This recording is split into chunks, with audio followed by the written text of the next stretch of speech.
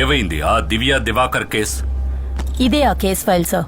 5 ఏళ్ల పాపని కిడ్నాప్ చేసి తీసుకువెళ్లి ఒక ర్యాన్సమ్ కాల్ కూడా లేకుండా చంపి పడేయడం. అది కూడా మన సబ్ కలెక్టర్ రాహుల్ గారి చెల్లెలు కూతురు. ఇదిగోండి, ఇది ఆ పాప పోస్ట్ మార్టం రిపోర్ట్ కాపీ. మన శ్యామ్ లలన్ సారే అటాప్సీ చేశారు. కడుపుకి లెఫ్ట్ సైడ్, రిబ్స్ కి కింద, అబ్డమెన్ లో 42 ఇంచెస్ లోతుకి లాటరల్ స్టాప్ డౌన్. ఒక కిచెన్ నైఫ్ కి ఈక్వల్ అయిన సింగిల్ ఎడ్జ్డ్ వెపన్ తో 8 సెంటీమీటర్స్ లోతుకి పొడవడం వల్లే ఆ అమ్మాయి చనిపోయింది సార్. తర్వాత నిన్న అమీర్పేట్ జంక్షన్ లో ఇంకొక బాడీ దొరికింది. ఆ పోస్ట్ మార్టం ని కూడా శ్యామ్ లాల్ సారే చేశారు. రిపోర్టు తయారు చేస్తూ ఉండగా ఆయనకు ఒక డౌట్ వచ్చి నన్ను పిలిచారు. 5 ఏళ్ల పాప చనిపోవడానికి రీజన్ కడుపుకి లెఫ్ట్ సైడ్ లో, రిబ్బుకి కింద 10 సెంటీమీటర్ల లోతుకి 42 మీటర్ల లెంగ్త్ ఉన్న సింగిల్ ఎడ్జ్డ్ వెపన్ తో చేసిన అబ్డమెన్ స్టాబ్ వూండ్. ఈ పిల్లల మధ్యలో అప్పర్ మిడిల్ క్లాస్ ఫ్యామిలీస్ లో ఉన్న 5 ఏళ్ల పిల్లలు తప్పితే ఇంకే కనెక్షన్ లేదు sir. But Shyam Lal sir ఒక కన్క్లూజన్ కొచ్చారు. ఈ 2 మర్డర్స్ కి కారణం ఒకే వెపన్, ఒకే హంతకుడు. Yes sir, we might be looking at a very different kind of crime. Collector Rahul Nath involve అయిన కేసు ఇది.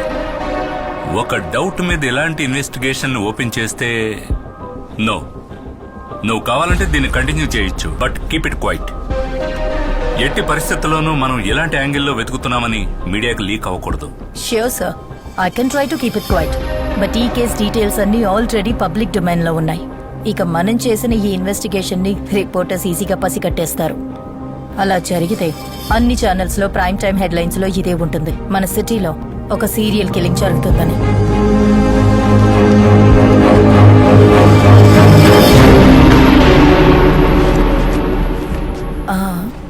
That's one more thing sir. yes, నాకు ఫోరెన్సిక్ నుంచి ఒక ఫుల్ టైం మెంబర్ కూడా ఈ టీంలో కావాలి. సి రితిక, ఇదొక అనఫిషియల్ ఇన్వెస్టిగేషన్.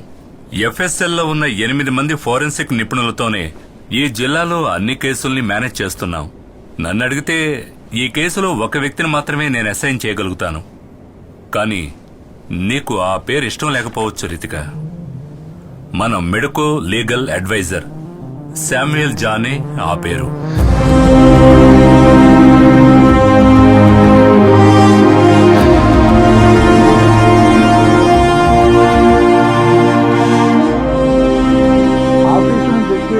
భార్య భోంచేసి పడుకున్నాం. రాత్రి తలుపు కొట్టే శబ్దం విని ఎవరాని వచ్చి చూస్తే నా వైఫ్ తలపై ఐరన్ రాడ్తో బలంగా ఒకడు కొట్టాడు. వాడు మాస్క్ వేసుకుని ఉన్నాడు.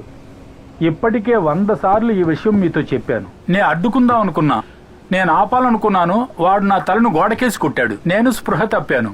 స్పృహ వచ్చి నేను చూడగానే నా భార్య చనిపోయింది. ఇంట్లో దొంగతనం కూడా జరిగింది. And this is my statement.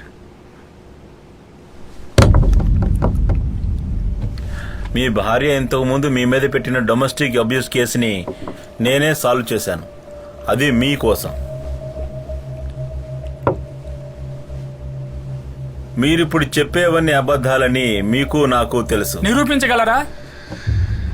నువ్విప్పుడు నేను అన్నదానిలో తప్పుందని నిరూపించగలవా? లేదంటే ఇప్పుడు నేను చెప్పిన దానికి వ్యతిరేకంగా ఏదైనా ఆధారం చూపించగలవా? ఈ రెండూ నీ వల్ల కాకుంటే, ఈ విషయం గాని బయటికి తెలిస్తే నేను నీకు సుపీరియర్, నువ్వు నాకు సబార్డినేట్ అవుతావు.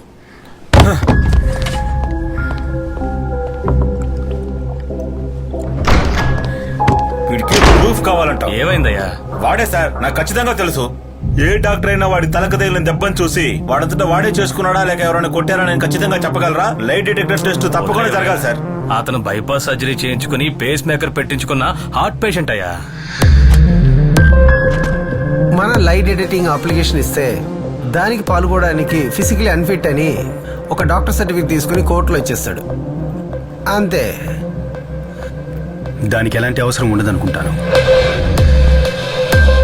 హాయ్ శ్యామ్, ఈరోజు నువ్వు డ్యూటీకి వెళ్ళలేదా? బాగా బోర్ కొడుతోంది, అందుకే ఒక పాత ఫైల్ తీసి చదివాను.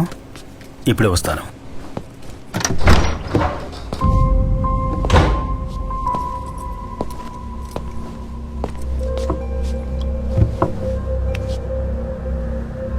టెన్షన్లో ఊపిరి పీల్చుకోవడం కష్టంగా ఉందా?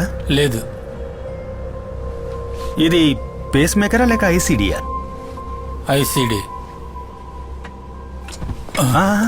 కూర్చోండి సార్, కొంచెం మాట్లాడాలి. ఇది ఇంప్లాంట్ ఎక్కడ చేశారు? లిసే హాస్పిటల్. సార్, ఇక లై డిటెక్టింగ్ టెస్ట్ అవసరం లేదని నా ఉద్దేశం. ఇతను తన సొంత ఖర్చుతో ఒక లై డిటెక్టర్ని తన బాడీలో ఇంప్లాంట్ చేసుకున్నాడు. దాంతో సార్ హార్ట్ బీట్ కాన్స్టెంట్ గా పేస్ మేకర్లో రికార్డ్ అవుతుంది. మర్డర్ జరిగే టైంలో సార్ హార్ట్ బీట్ అన్కాన్షియస్ గా ఉన్న ఆ వ్యక్తిదా, లేక ఒక కోల్డ్ బ్లడెడ్ క్రిమినల్ క్రైమ్ చేస్తున్నప్పుడు స్పీడ్ గా మూవ్ అయిన దాందా అనేది మనం చెక్ చేయాలి.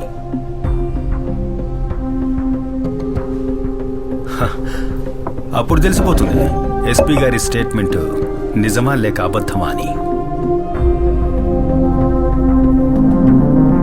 వాటర్ తాగండి.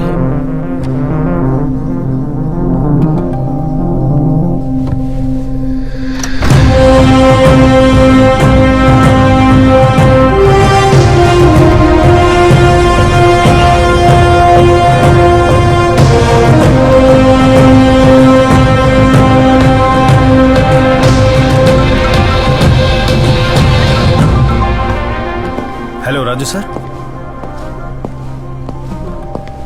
ఓకే, నేను తప్పకుండా రేపే వస్తాను. Okay sir.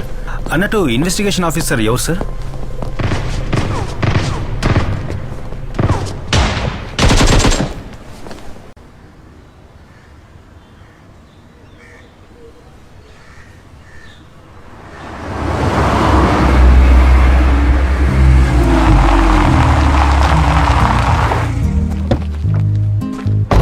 ఎవరి దగ్గరైనా ఏఆర్ గన్ ఉందా రే? ఒకప్పుడు నీ దగ్గర కూడా ఏఆర్ గన్ ఉండేది కదరా. ఉదయాన్నే ఏంటి గనుల గురించి డిస్కషను? ఈ టీం పనికి మాలిందిరా శ్యామ్. అయినా ఓ మంచి టీం లేకుండా గేమ్ ఆడి ఏ లాభం రా. వీళ్ళు మళ్ళీ స్కూల్లో చేరి పాఠాలు నేర్చుకోవాల్సిందే. ఏంటి అప్పుడే వచ్చావు? కొన్ని రోజులు పోలీస్ డ్యూటీలోనే ఉండాలి. కొత్త కేసు వచ్చింది. అన్నట్టు సేవియర్ ఎక్కడ? వాడు సురేష్ గిన్నెలు తీసుకొని వంట చేయడానికి వెళ్ళారా?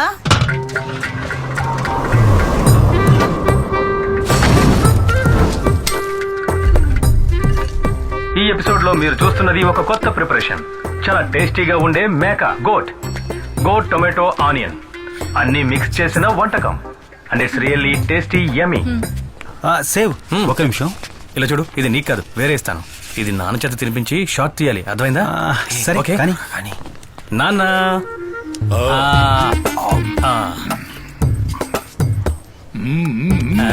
సేవియర్, రే కాస్త ఆగరా, నీకు ఇస్తాను. విషయం అది కాదు.